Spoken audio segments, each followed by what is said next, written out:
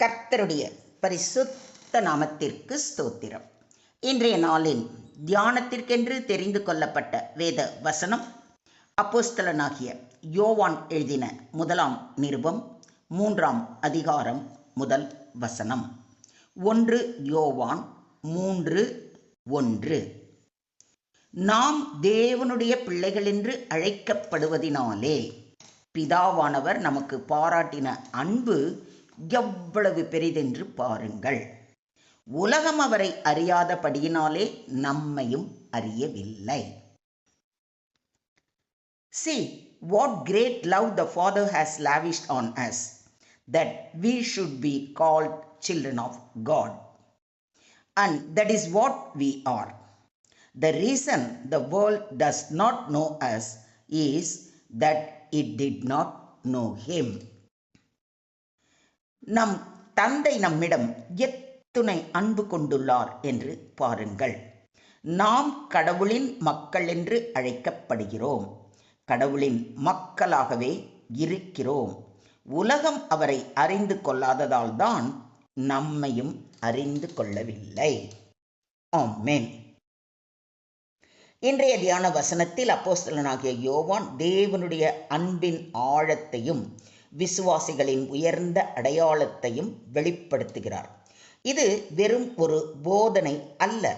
விசுவாசியின் புதிய நிலை, புதிய உறவு, புதிய அடையாளம் ஆகியவற்றை அறிவிக்கும் மகத்தான சத்தியமாகும்.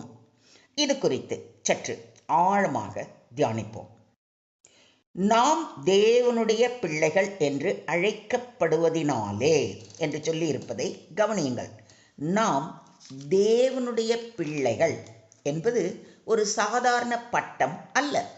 இயற்கையாக நாம் அனைவருமே தேவனுடைய சிருஷ்டிகள். ஆனால் நாம் கிறிஸ்துவை ஏற்றுக்கொண்ட போது ஆண்டவருடைய பிள்ளைகளாக மாற்றப்பட்டோம். இதன் அர்த்தம் தேவன் நமது பரம பிதாவாகிறார். நாம் அவரது குடும்பத்தை சேர்ந்தவர்கள். அவருடைய சுதந்திரவாளர்களாகிறோம். அவருடைய பாதுகாப்பிலும் பராமரிப்பிலும் வாழ்கிறோம். அவருடைய நாமத்தின் மேல் விசுவாசம் உள்ளவர்களாய் அவரை ஏற்றுக்கொண்டவர்கள் எத்தனை பேர்களோ அத்தனை பேர்களும் தேவனுடைய பிள்ளைகள் ஆகும்படி அவர்களுக்கு அதிகாரம் கொடுத்தார் என்று சொல்லி இருப்பதை யோவான் 1:12 வாசிக்கிறோம். மேலும் நீங்கள் புத்திரராய் இருக்கிறபடியினால் அப்பா பிதாவே என்று கூப்பிடத்தக்கதாக தேவன் தமது குமாரனுடைய ஆவியை உங்கள் இருதயங்களில் நிரப்பினார் என்று பவுலடிகளார் கூறுவதை கலாத்தியர் 4:6 வாசிக்கிறோம். தேவனுடைய பிள்ளைத்தன்மை பிறப்பால் வருவது இல்லை, கிறிஸ்துவின் மீதான விசுவாசத்தினால் கிடைக்கிறது. பிதாவானவர் நமக்கு பாராட்டின அன்பு எவ்வளவு பெரிதென்று பாருங்கள் என்று சொல்லியிருப்பதை கவனியுங்கள். பாருங்கள் என்று யோவான் மிகுந்த ஆச்சரியத்துடனும் மகிழ்ச்சியுடனும் அழைக்கிறார். அதாவது அவருடைய அன்பை சிந்தித்து பாருங்கள், இந்த அன்பின் ஆழத்தை உணர்ந்து பாருங்கள் என்று சொல்கிறார். தேவனுடைய அன்பின் மகத்துவம் மிகவும் உயர்ந்தது. பாவிகளாக இருந்த நம்மை நேசித்தார். நமக்காக தமது குமாரனை தந்தார். நம்மை மன்னித்து நம்மை தம்முடைய பிள்ளைகளாக ஏற்றுக்கொண்டு அவருடைய குடும்பத்தில் நம்மை சேர்த்தார். எத்தனை அன்பான தேவன் பாருங்க. நாம் பாவிகளாய் இருக்கையில் கிறிஸ்து நமக்காக மரித்ததினாலே தேவன் நம்மேல் வைத்த தமது அன்பை விளங்க பண்ணுகிறார் என்று பவுலடிகளார் கூறுவதை ரோமர் 5:8 வாசிக்கிறோம். தேவனோ இரக்கத்தில் ஐஸ்வர்யம் உள்ளவராய் நம்மில் அன்பு கூர்ந்த தம்முடைய மிகுந்த அன்பினாலே அக்கிரமங்களில் மரித்தவர்களாயிருந்த நம்மை கிறிஸ்துவுடனே கூட உயிர்ப்பித்தார். கிருபையினாலே ரட்சிக்கப்பட்டீர்கள் என்றும் பவுலடிகளார் அறிவுறுத்துவதை எபேசியர் 2 அதிகாரத்தில் வாசிக்கிறோம். தேவனுடைய அன்பு தகுதியை பார்த்து வருவது இல்லை, கிருபையினால் வருகிறது. உலகம் அவரை அறியாதபடியினாலே நம்மையும் அறியவில்லை என்று மிக தெளிவாக கூறியிருப்பதை கவனியுங்கள். இங்கே உலகம் என்பது தேவனை நிராகரிக்கும் மனித அமைப்பை குறிக்கிறது. ஏன் உலகம் விசுவாசிகளை புரிந்து கொள்ளாது? ஏனெனில் அவர்கள் தேவனை அறியவில்லை, ஆவிக்குரிய வாழ்க்கையை உணரவில்லை, கிறிஸ்துவின் சுபாவத்தை புரிந்து கொள்ளவில்லை. அதுதான் காரணம். உலகம் உங்களை பகைத்தால் அது உங்களை பகைக்கிறதற்கு முன்னே என்னை பகைத்தது என்று அறியுங்கள். நீங்கள் உலகத்தாராயிருந்தால் உலகம் தன்னுடையதை சிநேகித்திருக்கும். நீங்கள் உலகத்தாராய் இராதபடியினாலும் நான் உங்களை உலகத்தில் இருந்து தெரிந்து கொண்டபடியினாலும் உலகம் உங்களை பகைக்கிறது என்று நம்முடைய ஆண்டவராகிய இயேசு கிறிஸ்து கூறியிருப்பதை யோவான் எழுதின நற்செய்தி நூல் 15ஆம் அதிகாரத்தில் வாசிக்கிறோம்.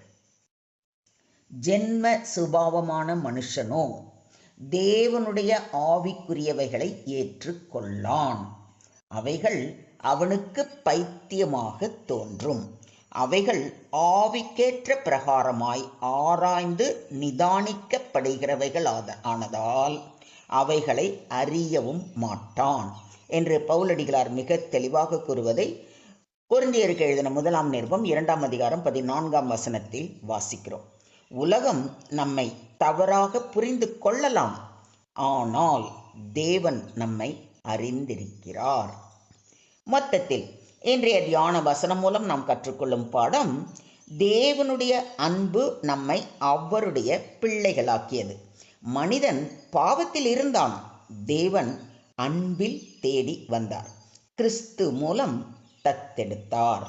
தேவனுடைய பிள்ளை என்ற அடையாளம் புதிய பிறப்பு, புதிய உறவு, புதிய வாழ்க்கை, புதிய நம்பிக்கை. ஆனால் உலகம் நம்மை புரிந்து கொள்ளாது. கிறிஸ்துவை போல நாமும் நிராகரிக்கப்படலாம். ஆனால் தேவனுடைய பிள்ளைகளாகிய நமக்கு கிடைக்கும் ஆசீர்வாதங்கள் பிதாவின் அன்பு, ஜெப உரிமை, பாதுகாப்பு, நித்திய ஜீவன், பரலோக சுதந்திரம். எனவே உங்கள் அடையாளத்தை மறக்காதீர்கள். நீங்கள் ஒரு சாதாரண மனிதர் அல்ல, தேவனுடைய பிள்ளைகள். தேவனுடைய அன்பை தினமும் தியானியுங்கள். அந்த அன்பே விசுவாச வாழ்க்கையின் அடித்தளம். உலகத்தின் அங்கீகாரத்திற்காக வாழாதீர்கள். தேவனுடைய பார்வையில் பிரியமானவர்களாக வாழுங்கள். தேவனுடைய பிள்ளைக்குரிய பரிசுத்த வாழ்க்கையை நடத்துங்கள். தேவனுடைய குடும்பத்தை பிரதிபலிக்கும் வாழ்க்கை வாழுங்கள். சுருக்கமாக சொல்வதானால், இன்றைய தியான வசனம் நமக்கு 3 பெரிய சத்தியங்களை நினைவூட்டுகிறது. 1, தேவன் நம்மை அளவற்ற அன்பினால் நேசிக்கிறார். 2, நாம் உண்மையாகவே அவருடைய பிள்ளைகள். 3, உலகம் நம்மை புரிந்து கொள்ளாவிட்டாலும் தேவன் நம்மை முழுமையாக அறிந்திருக்கிறார். எனவே நாம் பயத்தோடு அல்ல, மகிழ்ச்சியோடும் நன்றியோடும் தேவனுடைய பிள்ளைகளாக வாழ வேண்டும். என்ன, அப்படியே வாழ்வோமா? ஸ்தோத்திரம் ஆண்டவரே, ஸ்தோத்திரம் கர்த்தாவே, ஸ்தோத்திரம் ஸ்தோத்திரம் ஸ்தோத்திரம். அன்பின் பரலோக பிதாவே, எங்களை உம்முடைய பிள்ளைகள் என்று அழைக்கும் அளவிற்கு எங்கள் மேல் அன்பு வைத்திருக்கும் மகத்தான பேரன்பிற்காக உமக்கு நன்றி செலுத்துகிறோம். நாங்கள் தகுதியற்றவர்களாக இருந்தும் கிறிஸ்துவின் விலையேறப்பட்ட இரத்தத்தினால் எங்களை உமது குடும்பத்தில் சேர்த்ததற்காக கொடான கொடி ஸ்தோத்திரங்களை ஏறெடுக்கிறோம். எங்கள் உண்மையான அடையாளம் உம்முடைய பிள்ளைகள் என்பதை எப்பொழுதும் நினைவில் வைத்திருக்க கிருபை தாரும். உலகம் எங்களை புரிந்து கொள்ளாத நேரங்களிலும் உம்முடைய அன்பிலும் உண்மையிலும் நிலைத்திருக்க உதவி செய்ய வேண்டுகிறோம். தகப்பனுடைய பேரை பெருமைப்படுத்தும் பிள்ளைகள் என்று எல்லோரும் எங்களை பற்றி சொல்லும்படியாக உமக்கு மகிமை சேர்க்கும் பரிசுத்த வாழ்க்கையை வாழவும், உமது அன்பை மற்றவர்களுடன் பகிர்ந்து அவர்களும் உம்முடைய பிள்ளைகளாய் உம்முடைய குடும்பத்தில் இணையவும் கிருபை செய்ய வேண்டி எங்களை முற்றிலுமாக தாழ்த்தி உம்முடைய கரங்களிலே ஒப்பு கொடுக்கிறோம். நீங்க பொறுப்பெடுத்துக்கோங்க, நீங்க வழி நடத்துங்க. சகல துதி கன மகிமை யாவையும் ஒருவருக்கே செலுத்துகிறோம். மீட்பர் இயேசுவின் மூலம் ஜெபம் கேளும் எங்கள் ஜீவனுள்ள தகப்பனே. ஆமென்.